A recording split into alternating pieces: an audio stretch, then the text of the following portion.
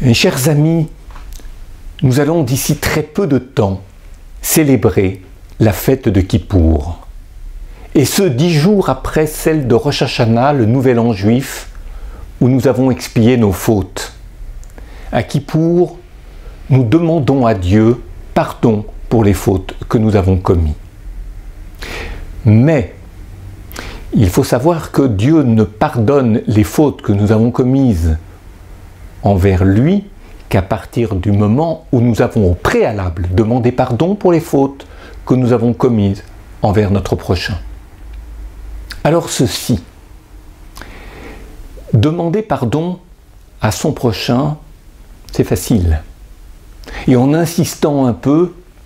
celui qui a subi la faute que nous avons commise, celui qui a subi le préjudice que nous avons fait à notre prochain, eh bien celui-là va finir par nous accorder son pardon parce que la politesse veut que l'on ne refuse pas plusieurs fois. Le problème, c'est que celui qui a commis le préjudice cherche à se débarrasser de la culpabilité qui est en lui. Et en demandant pardon pour les fautes qu'il a commises, il veut se sentir comme vierge de toute faute, innocent,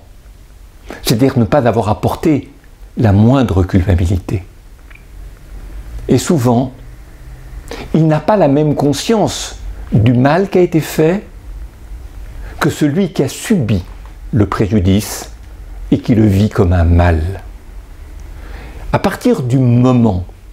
où nous demandons pardon à notre prochain, il est très important que s'établisse entre les deux personnes un véritable dialogue afin de définir avec le maximum d'exactitude ce qui a été fait, ce qui a été ressenti et ce qui a été subi. Et à partir du moment où celui qui a commis et celui qui a subi le préjudice ont une conscience identique du mal qui a été fait, alors celui qui a subi le préjudice accordera son pardon, mais cette fois-ci sans arrière-pensée, sans que cela ne laisse des traces indélébiles. Voilà ce qui se joue à l'orée de Kippour. Et lorsque nous nous présentons devant Dieu, pendant ces 25 heures où nous jeûnons, où nous prions, où nous demandons pardon à Dieu pour le mal que nous avons accompli, alors le Akadosh Baruch Hu, le Saint béni soit-il, nous accordera ce pardon,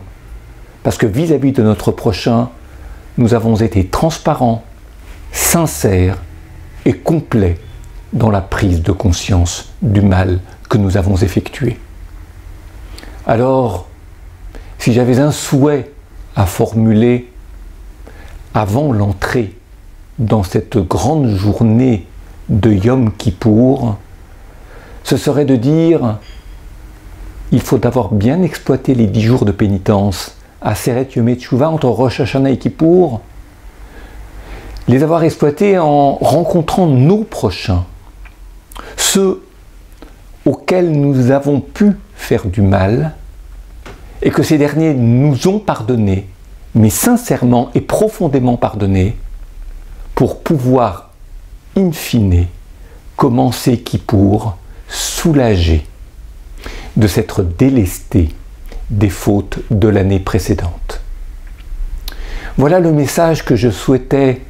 transmettre avant Yom Kippour, souhaiter à toutes celles et ceux qui vont se rendre dans les synagogues à Paris ou en France pour prier, jeûner et demander pardon, leur souhaiter